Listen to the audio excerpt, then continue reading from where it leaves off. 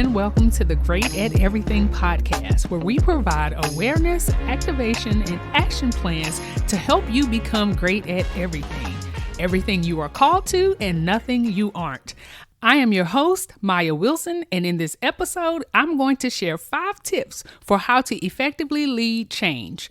We are in a time where there will be a lot of transformation and innovation, and you may be leading it yourself, or you may be someone who is feeling called to lead some of the change. So the tips that I'm going to share are going to help you do your change and lead your change in a manner that you can be successful in your efforts. I've had the pleasure of being at the forefront of several large and small change initiatives. As you can imagine, I have also been a recipient of some of the change initiatives that I've experienced as well. So the information and tips that I'm going to share are going to be pulled from those situations, some successes and some lessons learned.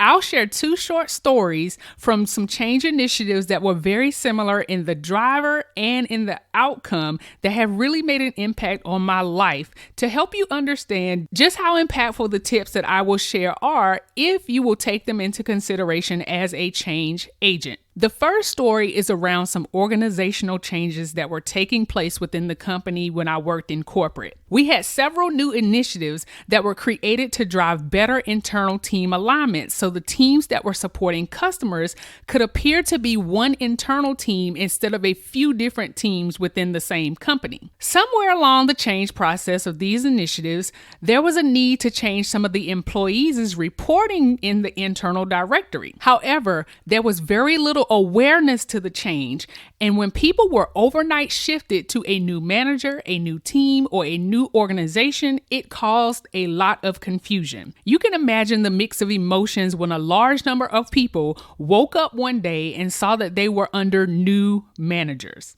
To make matters worse, there was no notice, email, or any follow-up to provide a reason for the changes, nor did the employees have any point of contact to direct with their questions. The situation was eventually explained and straightened out, but I will tell you that it was nowhere near as quickly as the overnight change that caused all of the confusion in the first place. The second similar situation happened to me directly. There were some other change initiatives that came along after the first story that I shared about that required me to have to move to another manager. In this case, though, my manager alerted me of the need to have me reporting to the new manager well ahead of time. She even explained to me who she recommended I be placed under and why. She gave me all of the fine details about how I would need to adjust from my normal routines to address things as small as time cards to things as large as my performance review and bonus. In the case of the performance review and the bonus, without trying to get into all the fine details, I want to give you a very, very high-level explanation of how this is done to understand the impact of this change. So when it came to performance reviews and bonuses, a manager was given money to distribute throughout his or her team.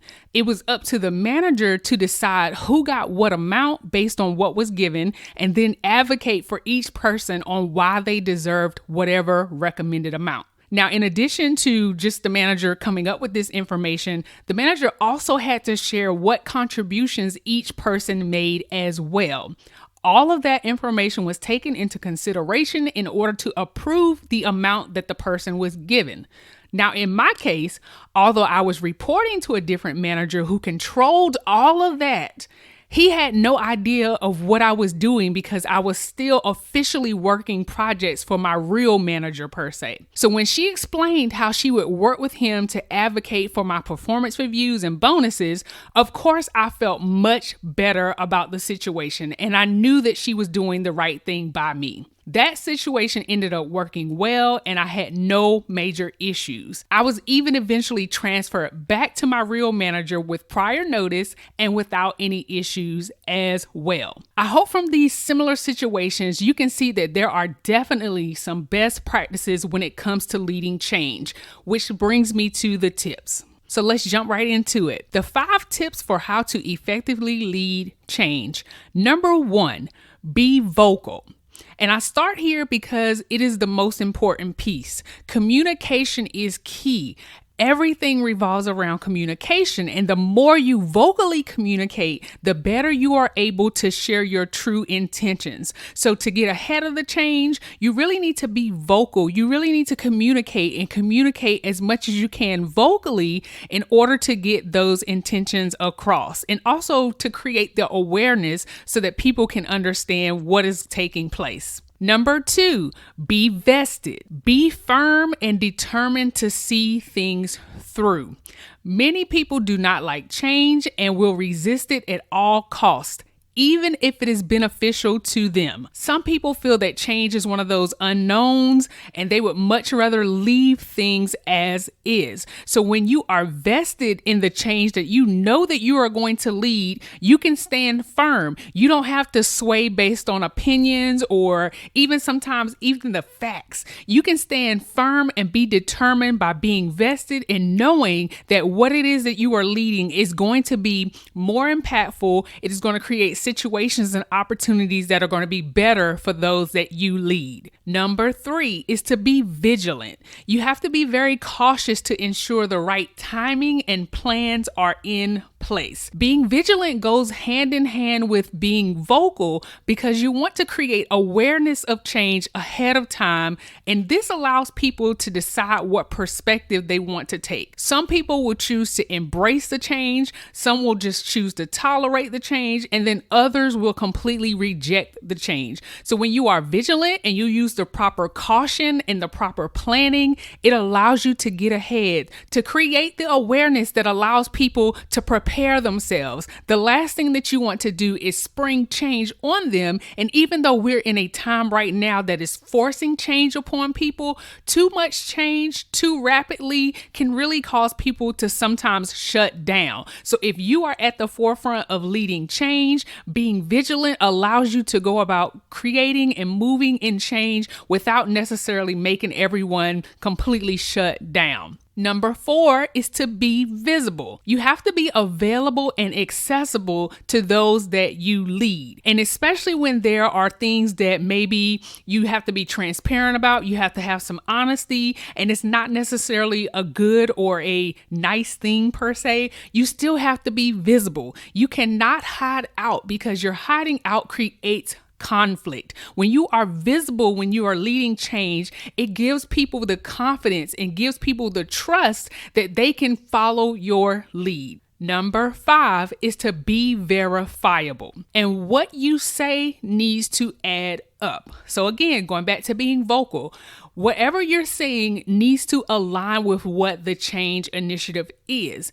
And there's no smooth talking just because you can. Sometimes we're really good with winging speeches and being great with our words. However, you have to be verifiable in order to make sure that what you say adds up and it doesn't just sound good in the moment. The second part of being verifiable is making sure that your actions align with your efforts. I read a book back when I was in Cisco. The book was named Leading Change, and I don't remember the author right offhand, but I read that book and it was talking about some of the information that I'm sharing with you. I don't even have it anymore, so I can't really recall everything that it talked about. But one specific piece in the book stood out for me, and it was talking about how you have to have actions that align with the change that you are driving. And as I stated, I was working in Cisco at the time, and it was a point where a few years prior, we used to have free sodas and all kinds of free goodies in the kitchens within the company. Some of the sites that actually had a lot of people, there would be a kitchen area, there would be free sodas, free snacks,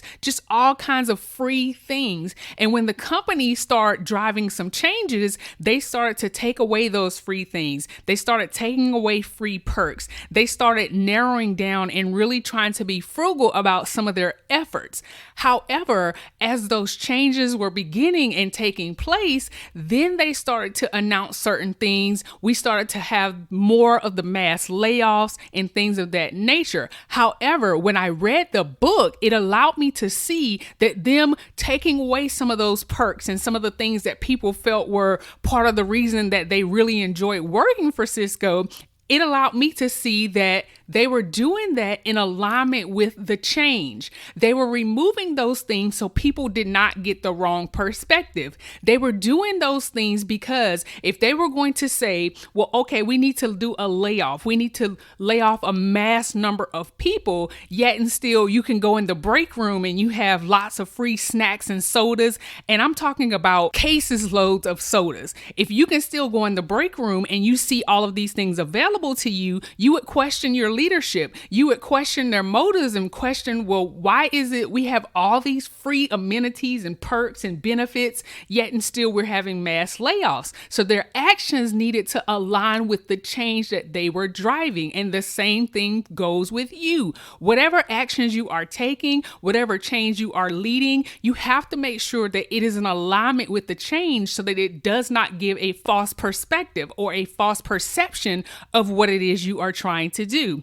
The last piece on being verifiable is there should be proof and or results that support the change. So in the beginning, there should be some proof of what it is you're trying to change. You should be able to verify the reason that you need the change. And then on the back end, there should be results that support the change that you are bringing about. In summary, these are the 5 tips for effectively leading change. Number 1, be vocal. Number 2, be vested. Number 3, be vigilant. Number 4, be visible. And number 5, be verifiable. If you are being invited or inspired to be a change agent, I hope you will accept the call and run with it until you have done all that you are called to do. There is a unique opportunity right now to influence change, and those who embrace the role will receive all the support and backing to accomplish their goals. That's all for this episode, the 5 tips for effectively leading change. If you are not already a part of the Great at Everything community and would like to join us, head over to greatateverything.com/join to sign up. When you do, you will receive immediate access to an audio training entitled The Keys to Unlocking Your Destiny, Success, and Prosperity. Until the next episode, don't just be great. Be great at everything you are called to and nothing you aren't.